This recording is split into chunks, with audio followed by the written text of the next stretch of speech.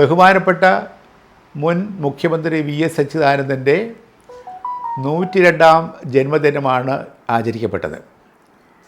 അദ്ദേഹത്തിൻ്റെ വേലിക്കകത്ത് വീട്ടിന് ചുറ്റുമുള്ള മതിലിൽ പുരോഗമന കലാ സാഹിത്യത്തിൻ്റെ നേതൃത്വത്തിൽ കേരളത്തിലെ ലളിതകലാ അക്കാദമി വരച്ചു വെച്ച ചിത്രങ്ങൾ അതിമനോഹരമാണ്.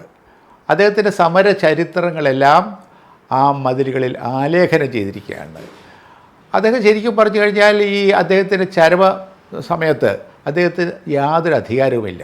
ഈ അധികാരമില്ലാത്ത ഈ മനുഷ്യനെ കാണാൻ ഓടിക്കൂടിയ 10,000-കണക്കിന് ആൾക്കാരെ കണ്ട് അത്ഭുതപ്പെട്ടൊരു കോൺഗ്രസ്സുകാരനാണ് ഞാൻ.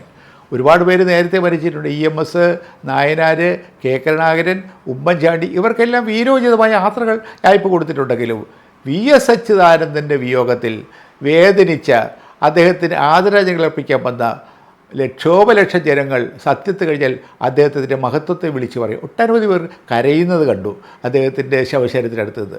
എന്തായാലും ഇത് കേരള ചരിത്രത്തിൽ ആദ്യമായിട്ട് ഇത്രയും ആൾക്കാർ ഒരു ചരമ ആദരാഞ്ജലി അർപ്പിക്കാൻ വേണ്ടി വന്നത് എന്നെ വല്ലാതെ വേദനിപ്പിച്ചിട്ടുണ്ട്, അത്ഭുതപ്പെടുത്തിയിട്ടുണ്ട്.